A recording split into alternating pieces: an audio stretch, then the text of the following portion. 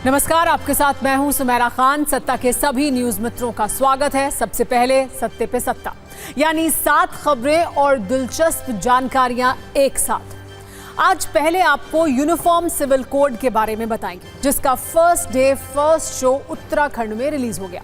हालांकि इसके लागू होने से कई चिंगारियां भी भड़क गई हैं, लेकिन यूसीसी का नाम सुनकर देश के कुछ लोगों को आखिर बेचैनी क्यों होने लगती है और इस यूसीसी से उत्तराखंड में क्या बदल गया है, ये बताएंगे। फिर गृह मंत्री अमित शाह की आस्था वाली डुबकी पर एक वीडियो कुंजी दिखाएंगे, जो आज उन्होंने प्रयागराज के महाकुंभ में लगाई। परिवार के साथ पूजा की, संतों का आशीर्वाद लिया, लेकिन इस डुबकी पर कैसे मल्लिकार्जुन खड़गे के एक बयान से कलेश हो गया, वो भी देखिएगा।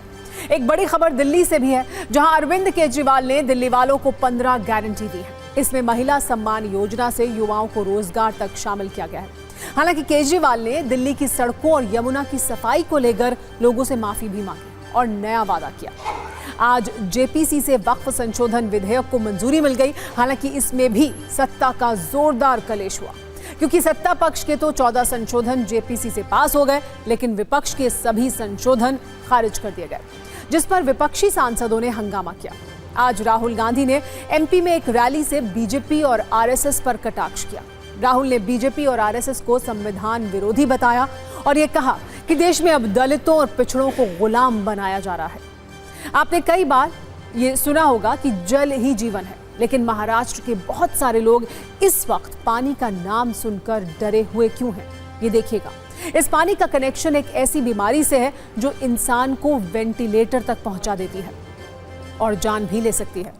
एक शुभ समाचार भारतीय क्रिकेटर्स की सत्ता से जुड़ा हुआ है। टीम इंडिया के तेज गेंदबाज जसप्रीत बुमराह को ICC test player of the year चुना गया है। उन्होंने बॉर्डर गावस्कर ट्रॉफी में 32 विकेट लिए थे, जबकि विमेंस कैटेगरी में टीम इंडिया की उप कप्तान स्मृति मंधाना तीसरी बार one day player of the year बनी है सत्ता में। लेकिन आज सबसे पहले हम आपको एक ऐसे कानून का फर्स्ट डे फर्स्ट शो दिखाने जा रहे हैं, जिसके भड़कीले रुझान इस वक्त उत्तराखंड से आ रहे हैं। और इस कानून का नाम है यूसीसी, यानी यूनिफॉर्म सिविल कोड।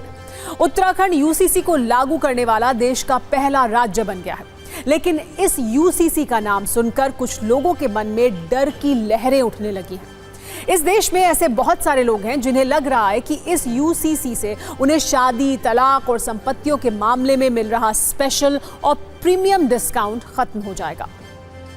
इसीलिए विरोध की चिंगारी से भरे बयानों की एक पूरी सीरीज लॉन्च कर दी गई है, जिसे देखकर यह सवाल भी है कि उत्तराखंड में यूसीसी आते ही हंगामा हो गया तो क्या होगा जब यूनिफॉर्म सिविल कोड पूरे देश में लागू होगा। आज आपको यह भी समझना चाहिए कि आखिर लोगों का विरोध है क्यों। उत्तराखंड में करीब 3 साल के इंतजार के बाद आज यूनिफॉर्म सिविल कोड लागू कर दिया गया है। मुख्यमंत्री पुष्कर सिंह धामी ने इसे उत्तराखंड और देश के लिए एक ऐतिहासिक अवसर बताया और ये भरोसा भी दिया कि यूसीसी किसी भी धर्म के खिलाफ नहीं है। बावजूद इसके यूसीसी पर विरोध वाली चिंगारियां भड़कती जा रही हैं। लेकिन यूसीसी से उत्तराखंड में क्या क्या बदल गया है, पहले आप वो देखिए। जैसे शादी के मामले में अब बहु विवाह पर रोक लग गई है। बिना तलाक के 4 शादी वाला सिस्टम खत्म हो गया। हलाला वाली प्रथा अब यूसीसी के आने से खत्म हो गई है, जबकि इद्दत वाला रिवाज भी यूसीसी के राज में नहीं चलेगा। तलाक के मामले में नया कानून यह है कि अब उत्तराखंड में पर्सनल लॉ के तहत होने वाले तलाक प्रतिबंधित हो गए हैं और अब इसमें पत्नी और पति को समान अधिकार मिलेंगे। उत्तराखंड में यूसीसी से विवाह की न्यूनतम उम्र भी तय हो गई है। लड़कियों की शादी की उम्र अब 18 साल से पहले नहीं होगी, जबकि लड़कों के मामले में ये उम्र 21 साल है। 6 महीने के अंदर शादी का रजिस्ट्रेशन कराना होगा।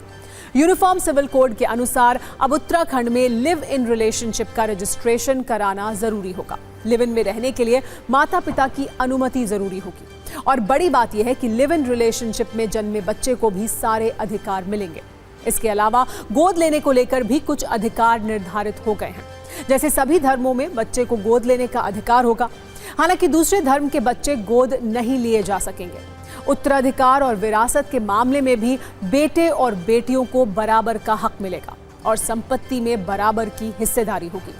फिलहाल उत्तराखंड में यूसीसी के आने से न सिर्फ राजनीतिक पारा चढ़ गया है, बल्कि धर्म विशेष से जुड़े कुछ और लोगों में भी इसे लेकर बेचैनी है और उसकी वजह आप समझिए। उत्तराखंड में यूसीसी से सभी धर्मों के लिए एक समान कानून की व्यवस्था हो गई है। मतलब मजहब के नाम पर मिलने वाली प्रीमियम मेंबरशिप एक्सपायर हो गई है। यूसीसी से विवाह तलाक पर एक कानून होने का मतलब हलाला, इद्दत, 3 तलाक और बहु विवाह वाली व्यवस्था खत्म हो गई है। जबकि विरासत और उत्तराधिकार पर एक कानून का फायदा ये होगा कि बेटियों के साथ होने वाला भेदभाव खत्म हो जाएगा। लेकिन उत्तराखंड में यूसीसी यानी यूनिफॉर्म सिविल कोड के आने से कुछ मौलाना और मौलवी बहुत गुस्से में हैं।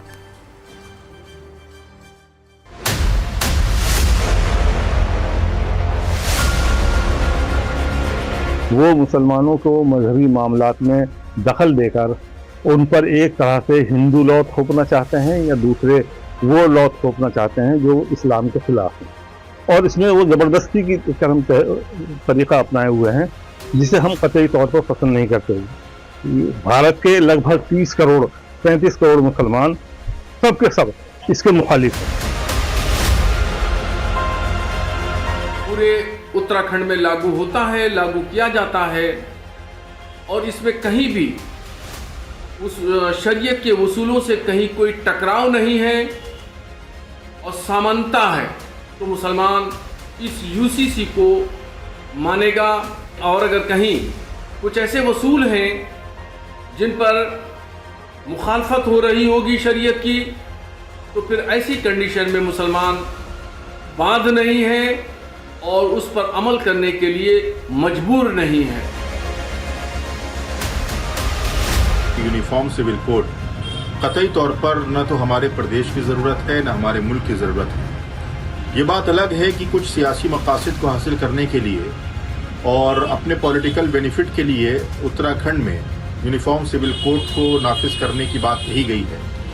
हालांकि जो यूनिफॉर्म सिविल कोड का खाका है वो यकीनन उस खाके में सिवाय मुसलमानों के हुकूक की तलफी और मुसलमानों के हुकूक को छीनने के और कुछ नहीं है। वैसे यूसीसी पर शुरू हुए राजनीतिक और धार्मिक द्वंद्व पर कोई मत बनाने से पहले कॉमन सिविल कोड के बारे में आपको पूरी जानकारी होनी चाहिए। आज हमने हिंदू कोड बिल और मुस्लिम पर्सनल लॉ बोर्ड की एक तुलना भी की है जिस पर आपको गौर करना चाहिए। जैसे हिंदू धर्म में बिना तलाक के 1 से ज्यादा शादी नहीं कर सकते, लेकिन मुस्लिम धर्म में 1 नहीं बल्कि 4 शादियों की छूट है। हिंदू धर्म में अगर कोई व्यक्ति या महिला दूसरी शादी करता है तो उसे तलाक लेना जरूरी होता है, लेकिन मुस्लिम धर्म में इसकी जरूरत नहीं होती। हिंदू कोड बिल के मुताबिक 18 साल से पहले लड़की की शादी अपराध है, लेकिन मुस्लिम पर्सनल लॉ बोर्ड में 15 साल की उम्र में भी शादी की छूट होती है। हिंदू कोड बिल के हिसाब से पत्नी तलाक के बाद गुजारा भत्ता मांग सकती है, लेकिन मुस्लिम पर्सनल लॉ बोर्ड में इस पर कोई स्पष्ट नियम नहीं है। हिंदू कोड बिल के मुताबिक महिलाओं को संपत्ति में हिस्से का अधिकार है, लेकिन मुस्लिम पर्सनल लॉ बोर्ड के मुताबिक नियम अलग हैं। लेकिन उत्तराखंड में यूसीसी की वजह से सभी नागरिकों के लिए कानून अब एक समान हो गया है। अलग अलग धर्मों के पर्सनल लॉ खत्म हो गए हैं। मतलब यूसीसी एक देश एक कानून का रोड मैप है।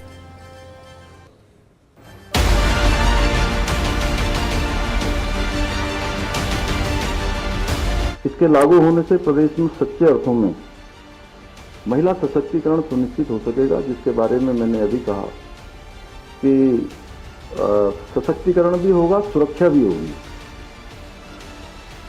इसके द्वारा जो कुछ कुरीतियां हैं, अब हलाला, इद्दत, बहुविवाह, बाल विवाह, 3 तलाक आदि जो कुप्रथाएं हैं उन पर पूरी तरह से रोक लगाई जा सकेगी। मेरा भी एक छोटा सा घर है उत्तराखंड में। अब क्या मुझ पर ये लागू होता है कि नहीं होता है? वो ये भी कहता है कि उत्तराखंड के जितने निवासी उत्तराखंड के रहने वाले हैं वो कहीं भी हो उन पर ये लागू होगा। तो कहाँ कहाँ जाएगा पीछे यूसीसी, पीछे कहाँ तक जाएगा? You see, our founder fathers, those constituted our constitution, they have advocated for uniform civil code. It will be a good model to see how it's impacting, and I feel after so many years of the independence, now it is the right time to have a uniform civil code for all the citizens of our country. जहाँ राज्यों में इनकी सरकार है वो कौन सा drop बना रही है, क्या खेल रही है, सिर्फ देश के लोगों को गुमराह कर रही है क्या, ये सब बातें हैं। इनकी सरकारें जहाँ जाती इन लोगों ने खेल खेलने की कोशिश की, लेकिन समान नागरिक कानून लाने में बीजेपी अभी भी सक्सेस नहीं हुई, ये स्पष्ट हुआ है। कि यूसीसी के लिए जो माहौल चाहिए, जो भरोसे का सूचकांक चाहिए, पहले उसको तो बढ़ाओ भाई। वो तो आपने न्यूनतम स्तर पर डाल दिया।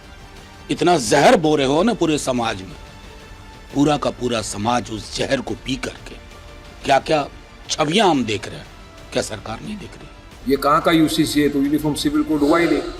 आप Hindu succession act, Hindu marriage act को तो एक्सेप्टेंस दे रहे हैं और आप ट्राइबल्स पे तो लागू नहीं हो रहा है। गोवा के अंदर शादी के कानून अलग है।